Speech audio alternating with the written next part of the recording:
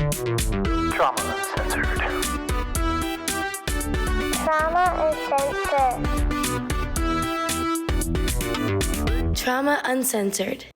Welcome back, everyone, to another episode of the Trauma Uncensored podcast. My name is Andres Gamboa, and we are on with Brooke Scherer. And as usual, we will do a quick recap, especially because today it's relevant that we do a quick recap for today's topic, Brooke, of what has brought us here today and why we're here, why we're talking, what this podcast is about. But if this is your first episode, definitely, especially for today's episode, would recommend go back and listen to episode 1 titled The Crash. If it's not pinned to the top of the application where you're listening to, so if it's not on YouTube, if you're on Spotify or Apple Podcasts, usually allows us to pin like the starter episode at the top. If that's not pinned, scroll down, listen to the first episode. But if you could give us a quick recap, Brooke, as to what we're here to do and why that episode is relevant to our topic for today. The trial episode is today. So I know I've briefly touched on the trial throughout the past few episodes, but haven't really elaborated too much on what that means. So to kind of give a little segue into it, on September 15th of 2016, our son Logan, he was 9 at the time, was killed by a distracted driver. And that distracted driver actually was so distracted that he did not see us sitting dead stop on I-75 in Florida in front of him. And he plowed right into us at between 80 and 85 miles an hour. Again, we were at a dead stop. And what forensics through the trial would show is that his throttle actually increased 12 to 14% as he drove into us, which means he literally sped up as he was driving into us. So he was so distracted, he just didn't even see us there. So that's kind of a little brief synopsis of our family's ordeal. But again, more of that can be for sure heard in more detail just from the episode, The Crash. And if you're here, we've had a variety of episodes. Some get more graphic, a little bit more with intense descriptions, because when we were first figuring out the style of the podcast, we wanted to make sure we didn't hold back anything. That's thus the name Uncensored. Mm-hmm. And so if there's any part of this that's going to be trigger warning, if you're sensitive to or squeamish to specific detail, we will let you know ahead of time that you can skip. And there will be a marking or a timestamp on the show notes that lets you know, hey, go back into the episode at this point. So far, we've only had to do that once for the very first episode. So again, heads up on that. And we've had, of course, Q&A episodes. We've had episodes discussing healing and different aspects of how to carry the trauma and live on, move on, survive, sometimes thrive. We've had all the different kinds of episodes, but today is going to be a little bit more technical because we're going into the trial and how this happened. One of the biggest missions that I think we are trying to accomplish with this, besides helping it be a place where people can come and heal, be heard, be supported, you kind of have this place where it's like, oh, when there's shared trauma, there's bonding. Mm-hmm. And if they can bond to something that we've said, if they can reach out to us, that is one of the big missions of this podcast. But another one too, I think that at least I'm recognizing more and more, is to continue this conversation about distracted driving and about the dangers of it, about how often and how incredible the statistics, how sad they are of how this happens. And there's a huge catalyst that is moved because of this trial specifically. For those of you who don't know, the trial actually gained national attention because it was the first time, spoiler alert, that someone was convicted of vehicular homicide because of distracted driving specifically. And so how we got to that point, how Brooke and Jordan and her family navigated that through the grief and the pain is going to be kind of what we cover today. There's no way we cover all of that in 1 hour. So I'm sure this is going to be more of the 30,000 foot view, as we've been promising. There's going to be 30,000 foot view episodes, and then kind of getting to some of the details specifically of different moments. And of course, this trial went on for how many years, Brooke? He was arrested the charges were finally filed in February of 2018. So a year and a half later. Yeah. And that's only because there was a lot of push to get the assistant state attorney at the time to file charges, and which had started actually. We were sitting in his office in October of 17 asking him, but the Florida Highway Patrol had already been in there as well, begging him to make this to be a case because, quote unquote, something has to change. They've seen so much. I can't imagine, honestly, some of the things that the responders and the highway patrol and, things that have been seen, but this one was so horrific and so heart-wrenching and heartbreaking and all of the adjectives and descriptions you can use, that they actually, before we ever set foot in Bill Cato's office, he's since retired. He retired in 2020, I think, but he was the assistant state attorney at the time who was in charge of the case in Hernando County. And they had all been in there, which we found later, but we had been up in Hernando County anyway for for Andriotis's traffic court hearing. And Gregory Andriotis, for those who are unaware, is the man that killed our son. You'll probably hear me speak of him more as Andriotis instead of using his first name. So that's just a heads up on who he is, that other player in the story. But Bill Cato, we sat and we met with him in October of 17. We were up there for Andriotis's traffic court hearing, which he walked away with a year of license being revoked. I think $1,000 penalty and a year of community service or some bullshit like that. I mean, he walked away. He just walked away. And so we met with Bill Cato after, and we begged him. We sat there with our attorney, Joe, and I begged. Joe, of course, being the amazing person he is, was very eloquent in his words and was able to, explain why this was so important. While Jordan and I are just sitting there emotionally going, please, dear God, take this, take this, have justice for our son. This shouldn't have happened, and by that time we already knew he had been on his phone. So we'd already received it was slightly redacted, but his cell phone records. So we knew what was going on.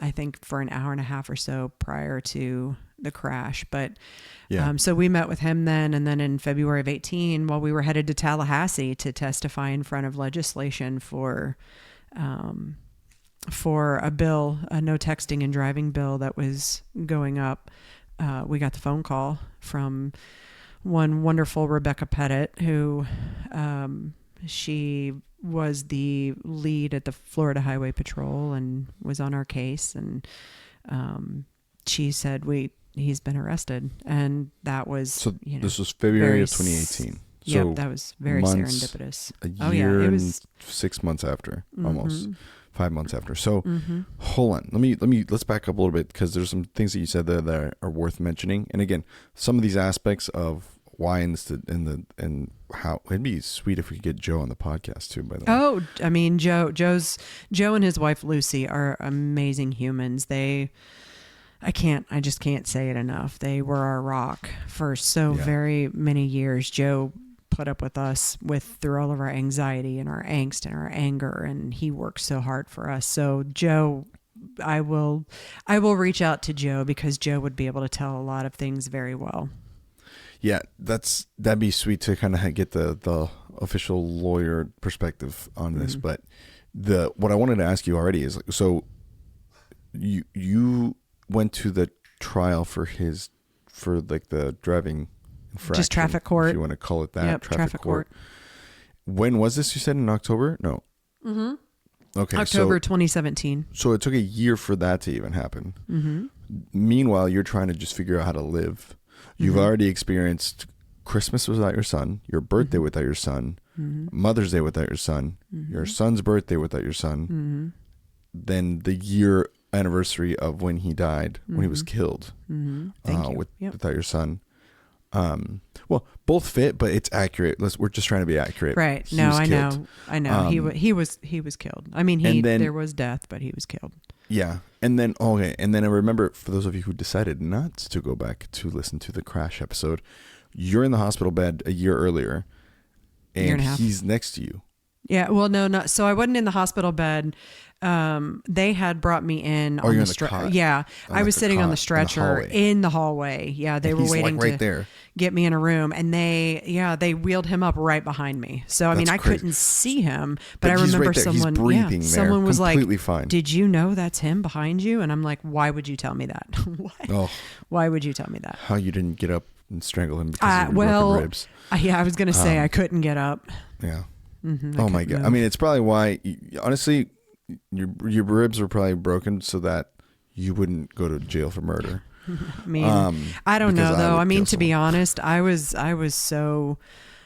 just in so much shock. I don't know that I could have even gotten up and advocated at all. So was that the first time you saw him since that day, or like how had you seen him before? So in person, that was the first time you'd seen him, was at that trial for driving court for. Yep. Okay, so walk me through that. Like how were you feeling? Were you nervous? Were you angry? I mean probably all the above. But like what do you remember being the overwhelming feeling as you're going into court / when you see the guy? What's interesting is I think I was so full of anger that I was almost emotionless. I don't remember having a big rise. I don't remember my nervous system going haywire. I don't remember. I mean, Joe was there with us, and so it was the three of us, and we were sitting on the opposite side of the courtroom from Andriotis and his wife. So, we had that distance. I mean, I'm sure my heart was pounding. Actually, what I remember the most from that day are the amount of troopers, Florida Highway Patrol troopers, that showed up because they wanted to testify in the case in order to get the judge. I mean, that's where it started, of kind of trying to get the judge to, or trying to get something done. And they all showed up. Now, and some of them drove hours to get there, and nobody got to testify. I mean, this was pure on traffic court. I don't give a shit that you're here. Here's the thing. Here's what I'm going to give you, and leave my courtroom is basically how it went. Like everything else. I got a DUI I got to deal with. Yeah. Whatever. I mean, and that's basically how it went down. But we had a whole bunch of troopers sitting there with us, which was great. That support was great. It showed us that, I mean, this case really, our story, our crash, our trauma, our horrific incident, really, I mean, part of the reason that I decided to go to trial, and we'll talk about this, as we go on, is, because we had an option not to.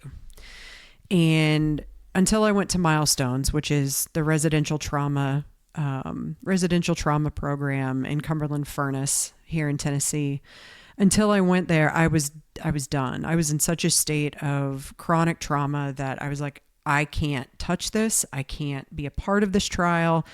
And unfortunately, without me being there as a witness, there would have been no trial, because I was the one who saw everything. Yeah. Jordan was, completely out until he got to the hospital. So he couldn't be a witness. So I had the only way to really unpack what happened that day was going to be through me, because of the fact that I got out of the car and I saw everything, and it's just, it's burned into my brain. Most of that stuff will never go away. But, the reason that I went to trial was decided to, which I worked on while at Milestones. Had I not gone to Milestones and done 8 weeks of residential trauma and worked on the day of the crash, I never would have been able to come around and have the tools and some resiliency in order to be able to do that. But I started to think after Milestones, and then I went home and we moved to Nashville We moved to Nashville within a month after I left Milestones. And then within another month or two, they had finally set the actual trial date. Like the no bullshit, we're not going to push this back again, like they had for years. They actually set the trial date. So it was, that was after he was arrested. Oh my gosh, yes. So he was arrested in 2017. Jordan went to Milestones in May of 22. And then I would follow him a couple weeks after he got home. So I started August 1st. Of 2022? Of 2022. So that's how many years we're apart from. Okay, so this is the part. And by the way, people listening, I'm like, does he not know this? No, I don't know this. That's the whole point, is we're discovering this as we go. Well, and please do clarify, because I know the story so well. And for others out there, they may have the same questions. So let me recap this timeline. September 15, 2016, the crash. Mm-hmm. October of the next year, 2017, is the traffic court. February of 2018, he's arrested. Mm-hmm. And then there's no trial. So there was supposed to be 2022. There was supposed to be on January, not quite yet. There was supposed to be on January 3rd of 2020. So COVID wasn't a thing yet. Jordan and I, the day that we were supposed to leave for Florida, we were going to drive down with Mila. She was just a few months old at that time. Yeah, and, baby. Yeah, she was itty bitty. So we were going to drive down, but the day that we were supposed to leave, we got a phone call. We had been actually told a couple days prior that, the trial had been put on hold again. It had been continued again, but this time, so it like every month, right? Every month from 2018 to 2020, the beginning of 2020, they would go and they would have a pretrial hearing, and then they would continue it. So, okay, we're going to come back. And that would be his lawyers doing that? And the judge, and sometimes ours as well, I think, because people needed to get more evidence, or people needed to get another interview, or people needed to do this, or something needed to be clarified. So it was, I think, on a monthly basis that he was going for these pretrial hearings. And in 2019, toward the end of 2019, the fall of, because we were on fall break when I found out. So it would have been October of 2019. We were in New York, and we found out that they had set the trial for January 6th of 2020. So, we were so heavy with the nonprofit that, we had a whole communications team behind us. We had, all of these plans as the months got closer, in order to kind of roll out this big campaign after it was over. Like, we had plans to be on all the morning TV shows, the national TV shows, and all of this to talk about this case, about the distracted driving, about, the fact that he was going to be found guilty, which of course we were just projecting. We actually had no idea. And truth be told, had it gone in 2020, I don't think he would have, I think he would have just walked home very quickly. Through that trial. So he's been arrested this whole time. He's been in jail this whole time? No. He spent just a few days in jail when he was arrested, and he spent the next 2018 to 2022, 4 years, a little over 4 years, just living his life in between. Wow. But yeah, on New Year's Eve, because my birthday's January 1st, I'll never forget this. Right. On New Year's Eve, we were waiting to hear if what the plans were for the trial. And this was 2019. And I remember, I was so distraught. I couldn't eat. Jordan took us to the mall. He, wanted to get me a new Apple Watch for my birthday and take me to eat. And, but I couldn't enjoy it. We did. We went. I got a watch. There was no joy there. We went to eat. I couldn't eat anything. And then, because I didn't know what the status was of the trial. And then we finally got an email saying it's been postponed again. And, man. And the next day being my birthday, I remember, because we had all of this stuff planned. Like, I had set my hopes so high that this was like the ultimate disappointment, the ultimate letdown. And so I remember on January 1st, my birthday, I was in bed all day. On January 3rd, we talked to Bill Cato on the phone that morning, found out why it was postponed. And also that he had no idea when the new date was going to be. He said it could take 6 months, it could take 9 months, whatever. That was the day actually that I became dissociative. My body, my brain just said, we're done.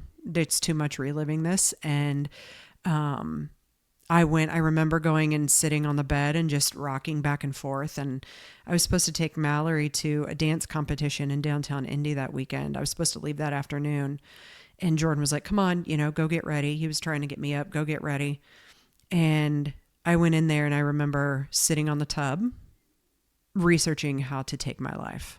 It was that all was just like this implosion of a moment that my body just said, my brain and body said, we're done. We can't carry it anymore. And that actually led to, and basically until I went to Milestones in 2022, that would be the second darkest period of my life, trying to survive. And that's what this shit does.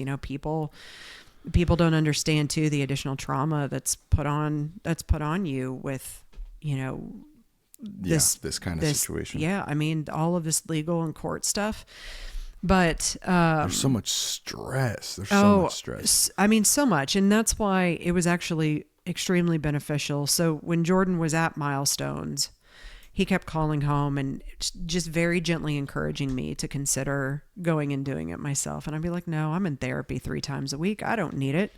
And then something happened. We went to a family weekend after he came home. And it was there that I felt like I had just been broken open. I was raw. I had because you think that you're going in to understand what the client has gone through, your loved one has gone through, but really they're trying to teach you about your own shit as well, because together that's where relationships get really messy. Yeah. And so I remember coming home but up until then, we'd talk to, so Bill Cato would retire, I think in August of 2020. And then Lori Ellingsworth, who is my angel, she's, people give names. Lori.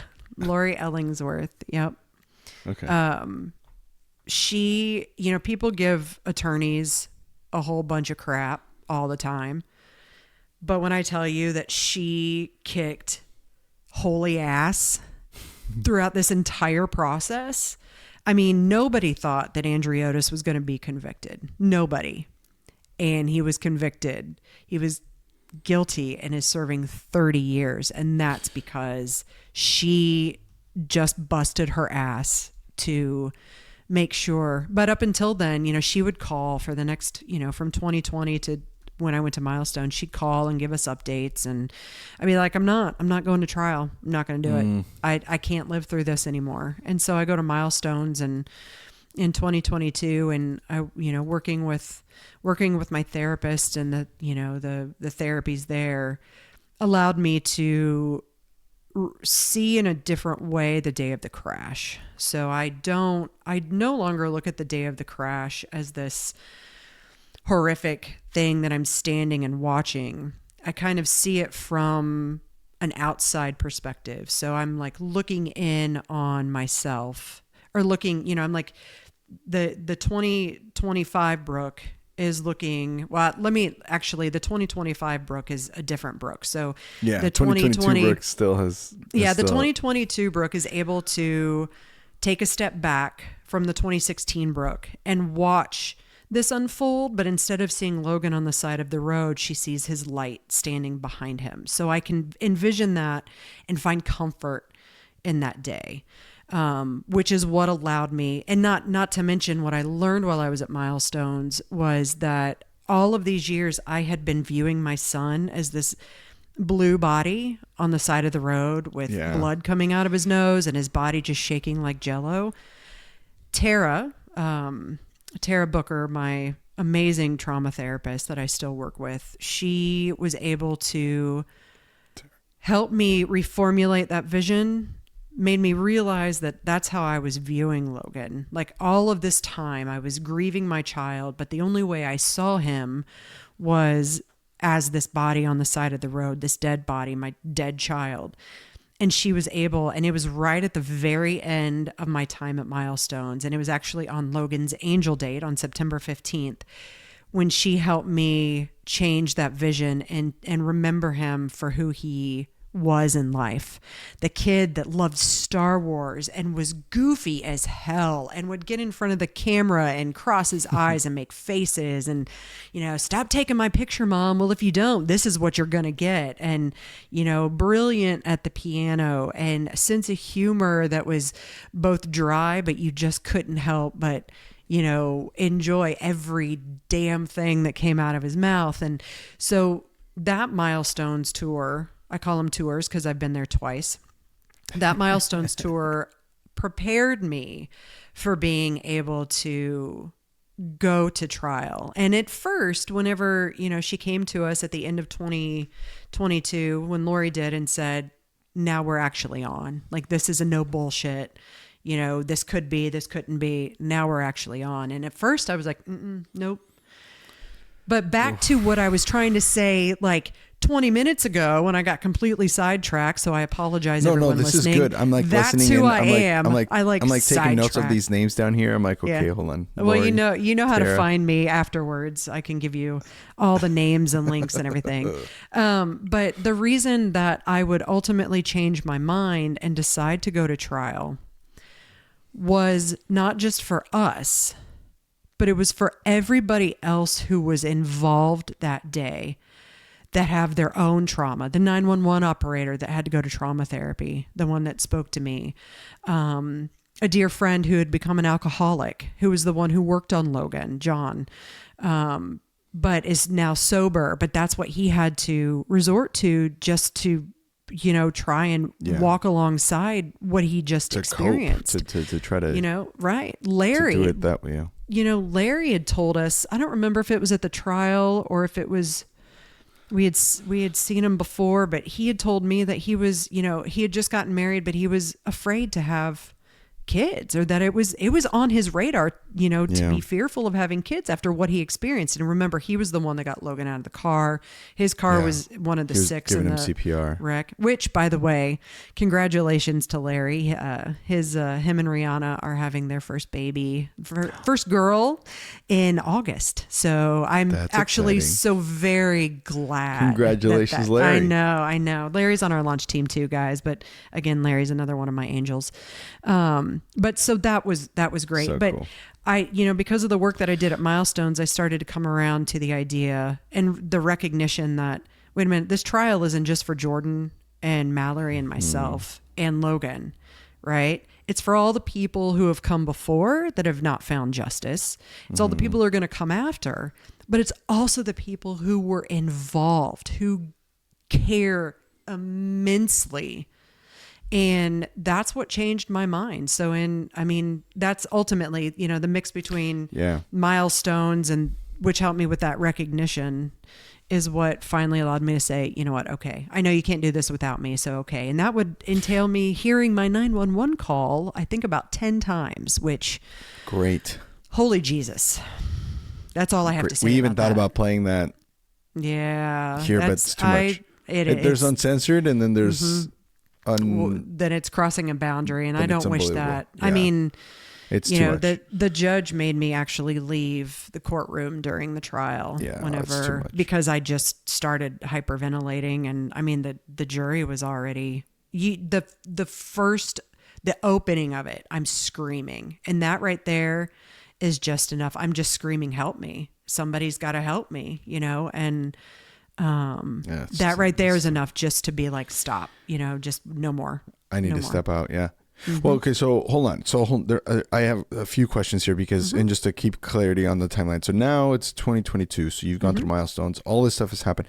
You've done all of this different work, intentionally, unintentionally, for, healing or attempting to heal or just trying to survive, and even in some parts. So let's talk about, that's the emotional toll, and that's heavy. So, but I'm glad you went into those details. So don't say tangent, because that is important to the context. People listening can relate to this. Let me also ask you about the technical side of this. First of all, why? I know some of the answer to this, but this is a good time to kind of get into some of this in a little bit in detail. But why hadn't this been done before? Why were you able to get forensics on the phone? Why? I mean, people, as we know, statistically, die from distracted driving more than any other reason, which is just insane to think about. But I guess the question I'm asking is, why was this specific scenario able to go to trial? You know what I'm saying, from the technical aspect? Like, what would Joe tell us, I guess? Well, it would actually start and evolve through a whole line of serendipitous connections and moments. We met Joe through a family friend. Their son was best friends with Logan, and right after we ended up in the hospital, Bill started doing some background research on Andriotis and found, got a very strong suspicion that he could be working. He might have been working, or on the clock with his company. This is the Assistant Attorney General Bill. No. Oh, I'm sorry. No, thank you for that clarification. So Bill Goodman, the Goodmans are our family friends. Their son Jake was best friends with Logan. So yeah, this is a different Bill. Okay. Family friend. Wait, yeah, no. Sorry. Thank you for that clarification. They lived down the street from us. I mean, the boys were always together. They loved each other, and I still believe that they love each other. So it was a beautiful relationship. But Bill Goodman knew enough to start looking into things, and he actually had worked with Joe before. So Bill came to us and was like, listen, here's what I'm thinking. I'm thinking that this guy was on the clock at the time. He may have been driving for his company. I really want you to look into this. And this is like a month. I was still later? in the hospital. I was still in the days hospital. After. Yeah, okay. it's days. And he's like, I can recommend this person, and he's going to be glitz and glamour, and he's going to wine and dine you and all of this, the big shot. Or I can recommend this guy named Joe, who's a family man, down to earth, whatever. And Jordan and I immediately knew we wanted to go with Joe.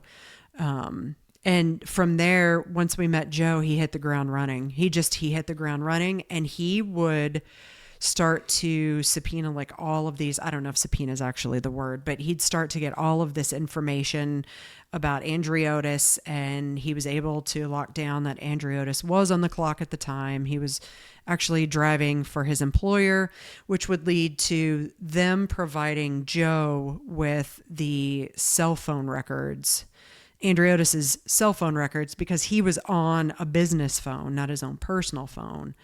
But the business records would come, the phone records, from the business. And that's with a little bit of redaction, but even without the redaction, we were able to see what he was doing from the time he left a job site to the time he hit us. And that's where it would all start to develop. And that's unique, because if he had been on his own personal phone and or not on the clock, this couldn't, like, you just can't pull people's phone records because there's probable cause. You still can't, even with all the work that we've done, you still can't. So I mean, and these are the things that I think are worth mentioning on this particular episode about the trial specifically, because people might be listening to this and going, I lost someone to this exact same scenario where someone was distracted driving. And by the way, we say distracted driving, we'll say, and I'll make this clarification once an episode if I have to, but we are not talking about texting and driving, even though that is a form of distracted driving. He could have been eating a cheeseburger and this would have happened. He could have been doing all sorts of different shit. It just happened that he was on his phone, and he wasn't even texting. He was trying to log into his Gmail or something like that, right? He was working at downloading Excel onto his phone while he was calling back and forth with his work, his boss at work, and he was arguing with his wife, and he was messing with Google Maps and Waze. Facebook was shown to be working in the background, so we don't know if he was actually on Facebook at the time, but there's a whole list of things that were running at the time that he hit us. But ultimately, what it boils down to is he was trying to access a personal budget sheet that he couldn't do without Excel, didn't have Excel downloaded on his phone, so was in the process of downloading Excel, checking his email, and then setting up an account. So he had to download it. He was setting up an account. He was checking his email to get the confirmation, and he was going back into Excel. I think I'd have to go back and actually revisit the notes, because it's been a couple of years now, and that trial was so traumatic that there are things that I have purposefully, or my brain has purposefully blocked from memory. But right. I believe he was in the process of typing in his email address into the login page on his Excel app. Now, so again, I'm not going to give. and driving. No, oh God, no. That's like the last thing he was doing. When I say typing in an email address, I mean, and not that is even acceptable to be doing. And I won't give the company's name that his name was attached to, that he was logging into. But it wasn't just like a Joe Smith at AOL.com. It was like Gregory.Andriotis at, and then this really long company's name.com. I don't think he got to the password site. I'm pretty sure what they found was that he was in the process of typing that in. The email in. Into the app when he hit us. But he had been paying about 10 minutes prior. And this is what we went with a lot with the nonprofit Living for Logan when we had it. We knew enough before the trial and before forensics to know that around the time of the crash, he had been paying a credit card bill, $25 minimum payment to his Chase or Citi account or something, because the email is on our redacted form of his cell phone use.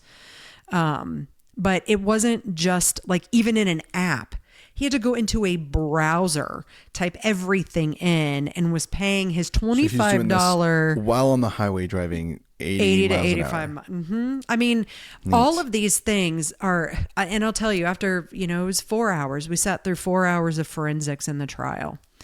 And I don't remember if I mentioned this to you or if I mentioned this on a previous show, but the judge, so stop me if I've already mentioned this on the show, but the judge decided after forensics, the 4-hour forensics testimony was over, to take a short recess. And I remember getting up and walking out. I wanted to go down and get some fresh air, and Jordan was next to me. And I barely made it to the elevator. And I started screaming, what the fuck was he thinking? I was screaming it so loud. Yeah.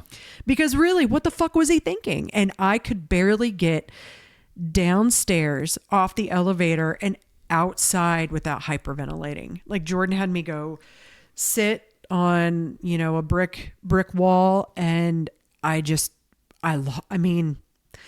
this is the first time you're hearing this. That is the first time. Yeah. Like, Joe didn't go over I this had before ideas. The trial and be like, hey, here's what we're going to talk about. Well, I knew that there were going to be forensics, but just as much as Jordan and I had no idea that our injuries were well worse than we were ever told. I was standing on scene, slowly suffocating in my own blood. They thought Jordan had a collapsed lung, and so they're sticking him with like a 12-foot long needle in the chest. Mallory's injuries were much worse than we thought. And we just thought she had a broken femur, which, it was broken clear across and required 2 titanium rods for 6 months, but as if that's not bad enough. But she was actually well more injured, severely injured than we thought. And, you sit through these things and you have to wonder.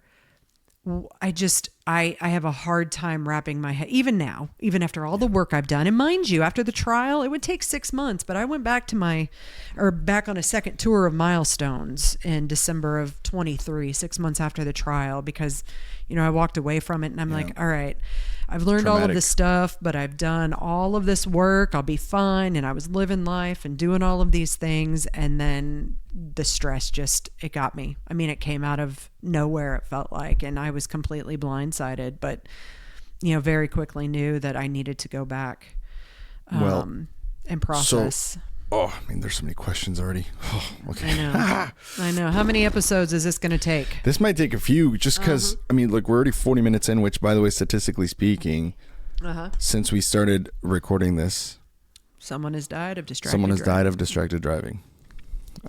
So there's a sobering little piece of statistics. I do want to do a little sidebar real quick. You had mentioned earlier that a lot of what's coming out and, is a main focus is the distracted driving, which I wholeheartedly agree with. But I think that is if you think of like a Venn diagram, the distracted driving part is definitely going to be in the center, but we're also, most importantly, what isn't talked about or spoken about is the trauma and the grief, and not just with distracted driving. That's the thing. That was my story, the distracted driving, plus the childhood stuff that I would uncover at Milestones. That is all part of my story, my trauma, but it's not the same as the next person or the next person. It's not the same as Jordan's. It's got carryovers, but it's not the same as Jordan's, and it's not the same as Jess's, and it's not the same as this person and that person and you. And, everybody has their own. So while distracted driving is a huge part of why I'm sitting here today, there is a shared commonality amongst humans, and that's the trauma component, and the lack of resources and the lack of community and the lack of feeling safe and the lack of, mental health resources for people who, like me, don't know that they're suffering from trauma and are suicidal not once, not twice, but thrice in their lifetime. Yeah. And I had no fucking clue why I was feeling that way for so long. Because, again, like I've mentioned before, I was, a college professor, a tenured college professor, and I was doing great things in this program, and my students were going off to do great things, and it was a great, successful career in life. People like that don't, right? Oh no, they do all the time, but and nobody's talking about it. You also went to grief therapy after the crash. Like, it wasn't like you were therapy. Yeah. Yep. It wasn't like you didn't try to work on yourself. There's people listening right now who are probably experiencing some intense trauma that they don't know, and they've been going to some sort of therapy. It's like, it's a sneaky bastard. It is. And that's the thing and this will be a whole other episode when we get to talking about residential trauma. But what I learned in residential trauma. So when I told Jordan while he was at Milestones that I didn't need to go to Milestones because I was in therapy 3 times a week, what I didn't realize was that each of those sessions was just getting me through the next day or the next week, sustaining from one week to the next, because I was still a mother. I'm still a wife. I'm still dealing with my mental illnesses, trying to survive. I'm sorry. I'm going to rephrase that. Yeah. I don't believe in mental illness. I need to asterisk that all day long. I believe genetically we all have maybe some sort of, what's the word I'm looking for? Because a disposition. Because to me, mental health awareness does not mean mental illness, does not mean people are actually sick. Listen, I had to finally admit a little over a year ago, that I have a severe form of OCD. And you wouldn't believe how shameful I was and how embarrassed I was and how, I completely denied it because I was shameful that something could be going on out of my control, right? And that is where we're at. So, I mean, in this society is that we shame people for having, this disposition. That's a wonderful word. This disposition or that disposition. I mean, listen, because I uncovered my OCD, I finally understood why suicidality became a thing for me with trauma. It's because my OCD, that's how it presents itself. I don't do the light switching. I don't do the washing of hands. I don't do, plugging in and unplugging. Mine comes out in wanting to end my life. And I know that now. And I have tools and medications now because I was very anti-medication as well. That's another episode. That is. I was. I'm no longer, but that was actually part of my OCD as well, being anti-medication. It was the fear. Yeah, but I know now I don't need this. Why would I need this? Exactly. Not me. Others, yes. Right. Not me. I know. And that's the thing. It's finding that acceptance. It's finding that acceptance, but our society doesn't want us to accept any of those dispositions, Yep. So anyway, that's a very long explanation, but I do want to just lay it out there for people listening now. No, that's fair. As we go into the future. If I say mental illness, it is not what I mean. It's just that common term that we need to, societal term that we need to change. Yep. It's not an illness, it's a disposition. And it's nothing to be ashamed of. Yeah. Very much so. Yeah, it's nothing to be ashamed of. And finding acceptance with it is, I've learned I'm living for today. If I have to take, I'm on the minimum dose of Prozac for extreme OCD. And that has changed. I mean, my brain's just quiet now. It's quiet and I'm chill and I stay focused. And I've come to accept that if that's what I need to do to live today and tomorrow, I mean, I try to stay in the today, but if that's what I need, or and I've realized that ketamine therapy has helped tremendously, and people will be like, ketamine, you're doing ketamine. And I'm like, no, I'm not doing ketamine. I'm going to a clinic with an actual doctor, and we've tested and gotten to the right dosage and the right levels and the right time and the right amount of spacing. And it has taken all of the work that I've done, because for me, I have this very loud prefrontal cortex.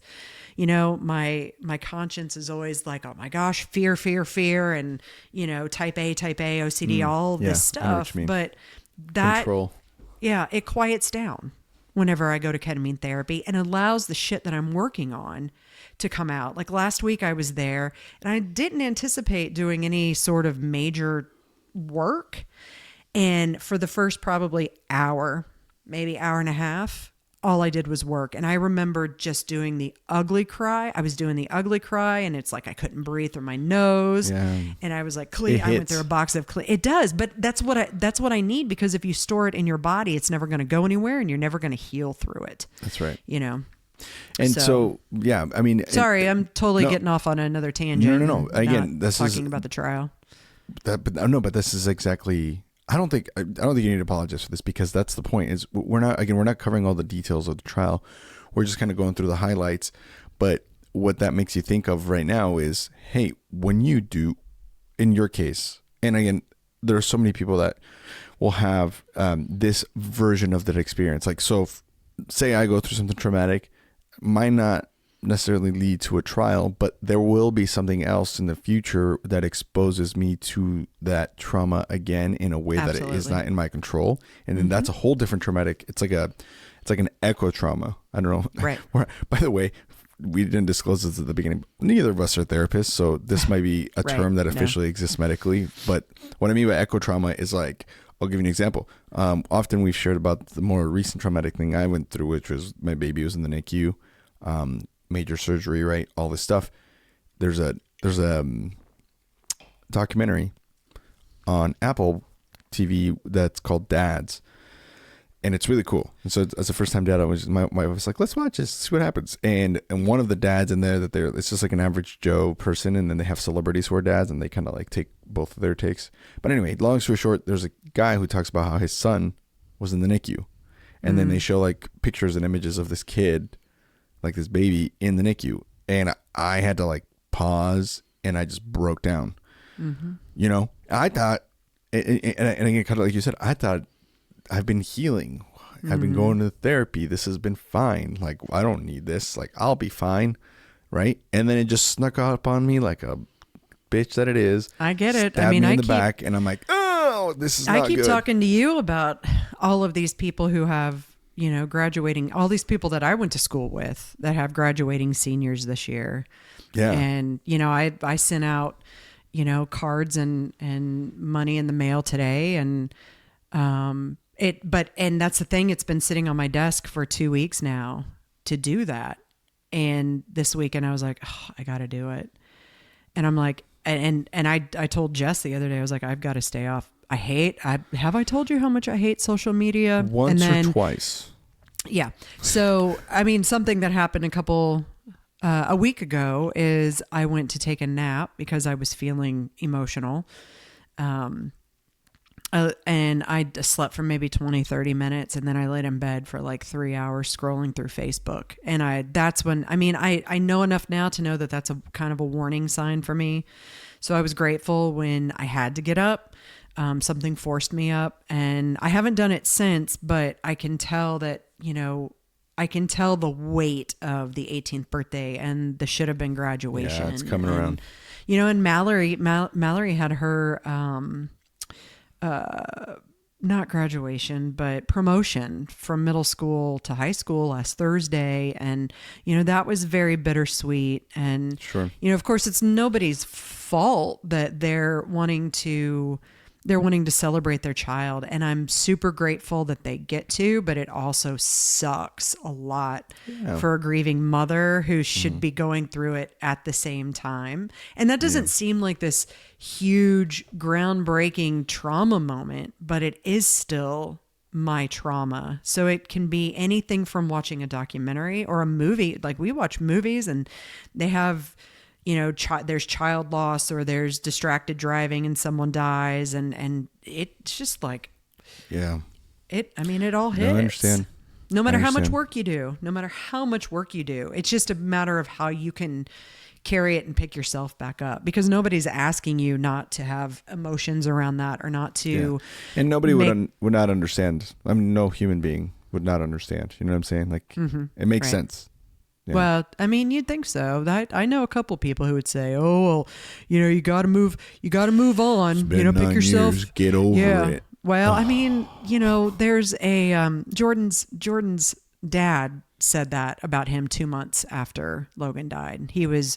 Jordan was outside. We had gone to dinner at this little, you know, hamburger place, and Jordan was outside. I don't remember if he was having a discussion with someone or what was happening, but we're sitting in there and his dad is just like, he just needs to move on. He can't, you know, he has a life to live. And I'm like, dude, you know, it's been 2-3 months and he's angry and he lost his child. You think he just needs to pull himself up by his bootstraps? But you know what I think and just of that? move on? You know what I think of that is that's his way of coping with his loss. And that it very, I mean, he has his own trauma, but that's the thing. Yeah. We talk about this a lot at home. That generation, they got taught to just move on. Yeah, they poo-poo all over any of the work that needs to be done. Wipe some dirt on it, you'll be fine. And that's what they got taught. And so then now it's like all they know. Which you is try to tell someone from that generation to go to therapy, and you might as well be telling them to just like put themselves in a psych ward or something. I know. Like, I know. You're like, hey, dude, no, talking about feelings is important. Well, and what's fun for me is when they and they go once, and then they're like, I'm cured. Oh, yeah. I wasn't told I was a narcissist, and you're like, then you're seeing the wrong fucking person because you are. Or you need to go on 7 more times, because the first half hour of therapy session the first time is just a doctor trying to get to know who the hell you are. Well, like I've said before, my dad, before he died, he would for years. I've lived this way all my life. I'm not going to do anything to change now. I've been like this all my life. I'm like, well, you know. Godspeed, my child. That's a whole different tangent that I can go on, but studies neuroplasticity in the brain shows that despite what people think of, like, oh, I'm 54 years old, I'm never going to change because I'm old dog, new tricks. No, That's entirely utter horseshit. If you went blind at 60 years old because there was an accident and you lost your entire sight and now you have to read Braille, you will learn how to read Braille. And you know why? Because your brain can have the neuroplasticity to... Now, how quickly you can learn Braille is a different conversation, but you can learn Braille. There are people who have gone blind who are 60 years old and they learn Braille. It's like learning a whole new language. Well, fucking imagine that. You know, like, it's, we'll never... Yes, if you could do that, then you can do anything. Don't give me this bullshit. Well, and then you have to wonder, you know, if they're saying that, then what is the underlying foundation of their beliefs behind it? How were, you know, what were they taught? Some sort of article or science that said that once you get older, you're just going to get more set in your ways and that your brain starts dying so you can't change. And it's like, no, it's not. We've learned more. I mean, or like in the instance of my dad, he just didn't want to do the work. He was miserable. Really, it's laziness then, he was a miserable motherfucker. Oh my God. He was so angry and he was miserable and he was, you know, I call him a dumbass narcissist because he was a narcissist, but he didn't recognize that he was. Oh, so he's a dumbass and a narcissist. Both, yeah. But well, no, I mean, I don't think my dad was necessarily a dumbass. I just think he was a dumbass narcissist because he was a narcissist without knowing he was doing it. And even if we told him over and over again, but I mean, for that, where did his belief system come that said he couldn't change? Where you know, what messaging did he receive? Well, but it's also societal. Yeah. That's what I'm saying. Like, it's everybody in that generation has that mentality because of the society that they, and really, it's like, I think what really happens is as you get older, change is harder. And it doesn't mean you can't do it. It just means it's more difficult because think about it. You've been done something for 60 years and now this is a very, very, very tame version of saying this, but this is how I think of it. Like for forever, people have been told that Pluto was a planet, right?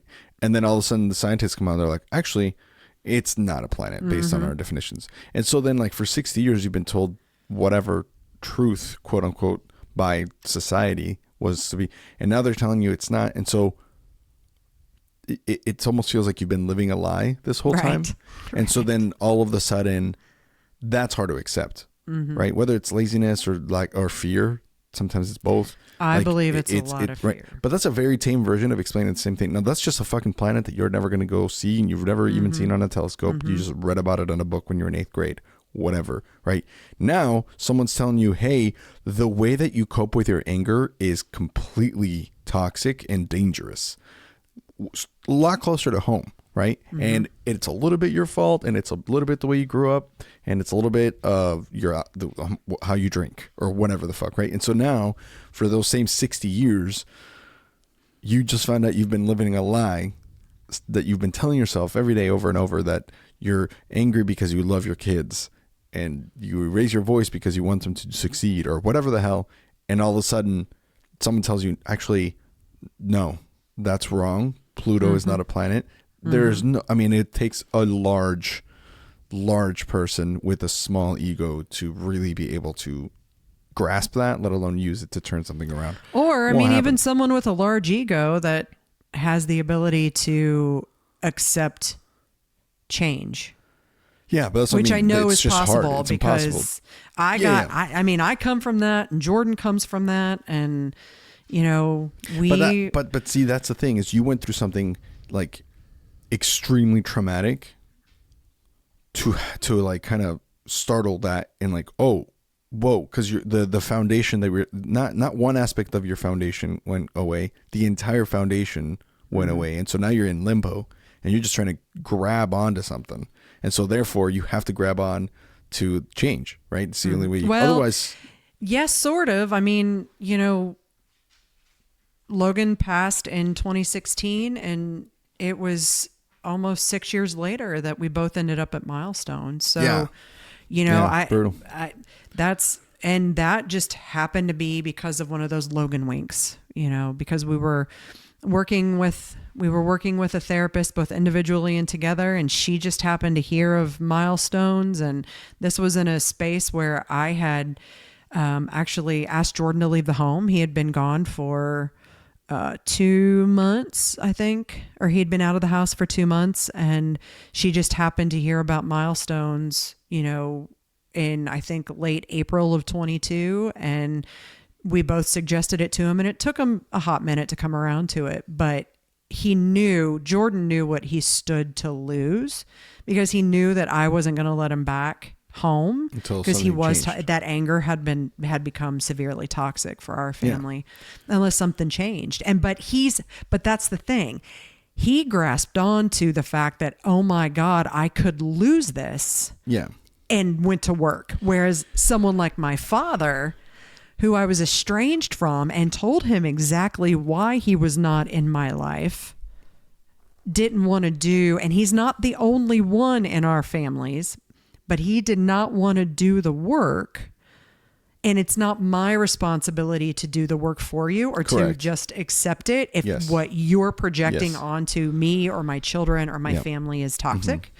I wish more people understood that, actually. I wish people would stop blaming, I wish parents would stop blaming their children. There was a really good article in the New York Times where a therapist was talking about parents who were estranged from their children, and about how, all the child wants is their parent, but the parent gets so self-involved in what they've been kicked out of that they go at it even harder and stronger. And it's like, well, I did this and I'm this for you. And it just puts the pressure on, when the child's just going, no, I just need you to be my mom. I just need you to be my dad. I need you to listen to me, not make it about you all of the time. And I don't want to be your parent. You're supposed to be mine. Yeah. And excuse me. So that's kind of like the difference. That's another tangent, but Jordan knew what he stood to lose. And Jordan picked himself up and went and did some of the scariest, hardest work of his life. Yeah. He's done it again, not at milestones, but done it again when he's recognized that the trauma had worked itself back in, because he knew he needed to not just be better for us, but he needed to be his best self, Yeah. But for the others who are just like, I'm just never going to change, Yeah, that's some of it is laziness, some of that is fear. And I think some of it is just perspective, right? And I think perspective gets kicked into gear when like the foundation of when you're standing somewhere and you see it a certain way, and then that foundation goes away, you're forced to see it from a different way. And sometimes that can lead to what Jordan saw change. Like he was like, oh shit. There had to have been a point where he was like, oh, I see it now. He didn't see it before. You said something or something happened, and he saw it a different way and realized, I made him change. I finally got gruesome balls and told him that, it was just not sustainable in our family, his anger and toxicity. And it did. It did. Yeah. And there's a reason that I'm still with him. It's because Jordan, I tell people all the time that if Jordan wasn't so active and committed to making strides for himself, to growing, to letting go of past trauma, to working on that, to making himself better for himself and for our family, we would not be together today. Yeah. And that's a whole different episode too, about how your marriage survived, because the statistics on divorce rates after the loss of a child are another whole different ballpark. Interestingly, did you know so is sibling suicide? That's crazy. I don't know. I did not know that. That's wild. Oh man. Oof. I know. So many things to talk about. This is just going to end up being part one of the trial, because there's more of the trial we need to talk about. What were we talking about before? What were we talking about originally? Was it these are all the things with crash? These are all the things that are important to discuss, because we're really just picking apart your brain and showing like, hey, this happened, and I had to go down this rabbit hole to even be able to get back to this. That all illustrates the point, and hopefully serves as an example to people listening, where it's like, hey, look, and that is, you know what? That is why the logo on this podcast, the little headphones are all jumbled. That's what I was going to say. That's exactly right. That's my brain. Happens. That's exactly what happens. That is exactly Mia did such a wonderful job depicting my brain inside of those headphones. But I think that's the brain of a lot of people who are in trauma, and it's like the healing is it's still a chain you have to wear. It's just a chain that's as jumbled up as that logo is, and now you just still have to slowly massage and work your way. You know how when the chain's all messed up and knotted, you have to work it to get it loose, and I just throw them away. Yeah. Forget it. I just throw them away. but that's really what it is. And then your thumbs get tired and you got to take a break, right? And then you get back, but you're start getting some calories. But that's really what life is like. And so we're doing that, right? before we recorded, you said, and we'll close with this. Before we recorded, you said, "Hey, I'm still I'm feeling like a certain type of way." We're not coming in and showing you and presenting you on this podcast as a person who's entirely healed and has these angel wings and like is now going to be a beacon of, no, you're just leading from the front. You're saying, "Hey, look, I'm still working on myself. I'm still working on recovering from this. I never will. I'm still carrying this insane fucking weight. I'm just hoping that by putting it out there and showing how and what I've been doing to be able to even get to this point to talk about it publicly, other people can listen to it and go, well, she can do it, I can do it." Because if you're this like insane mythical figure, people will go, well, that's her, I'll never be able to do that. But that's not what we're doing. You're just a human being that went through something insanely unimaginably tough, and you're having the courage to lead by example and talking about it and opening up about it and letting your brain go where it needs to go to just kind of see how and explain how you see all of these different chapters of your life that were insanely tough. So it's kind of like a little EMDR session. Yeah. Almost. I mean, and it's not meant to be therapy. This podcast isn't meant to, I mean, some people listening to it might be comforted in the way that therapy might comfort. Still, by the way, go to therapy. Well, and people. For what it's worth, yeah, absolutely go to therapy. I mean, sometimes it takes finding the right person that fits for you, but I mean, there are so many modalities of therapy other than just sitting there and talking for an hour that can be so beneficial. Yep. But I do actually want to mention, since we're kind of on that right before we go, when I started this podcast and started talking about all of the things, the very first episode, I was so dysregulated afterwards. I could not get my nervous system, my body to calm down for the rest of the day. But I actually knew to expect it because of the experiences and the work I've done. And every time I go, like I don't wake up and go, oh my God, it's podcast day. And I'm just so nervous and my body doesn't get all activated. And I can be done with a podcast at this point now and be able to go about doing other things versus sitting around with my nervous system going, you just relived everything you've been trying to heal. And so what I'm trying to say by that is we have these mirror neurons where listening to or watching people, you gain, it's like your brain mirrors what their brain is doing or your actions or emotions, right? And that being something built into a community like this where people can understand, they can sit and they can hear and they can participate and they can speak, you will gradually heal from these things. And this is a platform that may not seem nearly as scary. I mean, I do have a theory that people don't go to therapy because of how scary it is. They don't want to face all this stuff. But just by the showing your body it's safe through repetition makes your body calm down, makes it regulate more during these types of situations. Like you'll watch, after a while, you're going to watch a show where it's not going to hit you as hard if there's a dad with a child in the NICU. Now it may still affect you, but you won't have the same response as you did when you saw that show this weekend, because what you did is you experienced it and you regulated yourself through it, or you got through it and your body goes, okay, this isn't as unsafe, or the trauma isn't still present. It's not unsafe here in the present.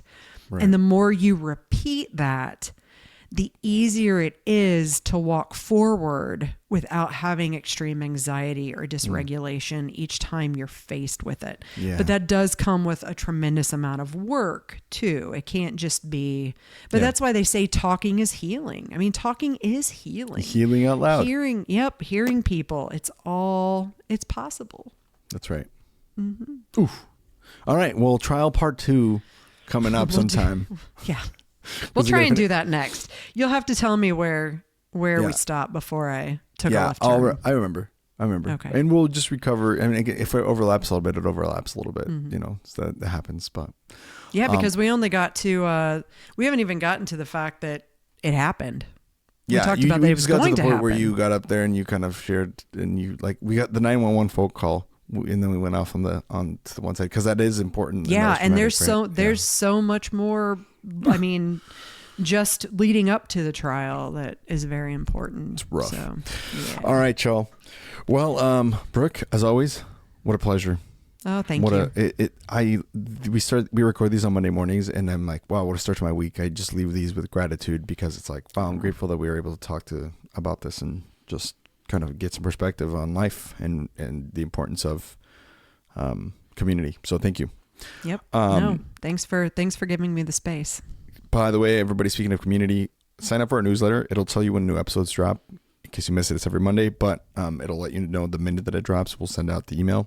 That's the only thing we're going to let you know about unless you subscribe for more things and you opt in. But the only thing, if all you check in is just the box, we're just going to send you some new episode drops. We're trying to figure out what other places we can have the community live, whether that's on Instagram or Discord or something like that. We'll talk about that some more. But stay in tune. For now, the best way to stay plugged into the podcast is through that newsletter. Thank you so much for listening. Make sure you hit subscribe on whatever app you're listening to. Leave us a review or whatever. We hope that you're finding some sort of help and healing, and just at least some emotions of feeling supported and seen. And you can, anybody can reach out at any time. So just keep that in mind too. The emails and descriptions, or the emails of like the podcast and how to like submit your story, let us hear about you, are down below. You can do it at hello@traumauncensored.com or Brooke@traumauncensored.com as well. Yep. So awesome. Thank y'all. My name is Andres Gambo. You. This has been Brooke Scherer. Thanks for sticking with me, guys. We'll see you on part 2 of the trial. All right. Bye.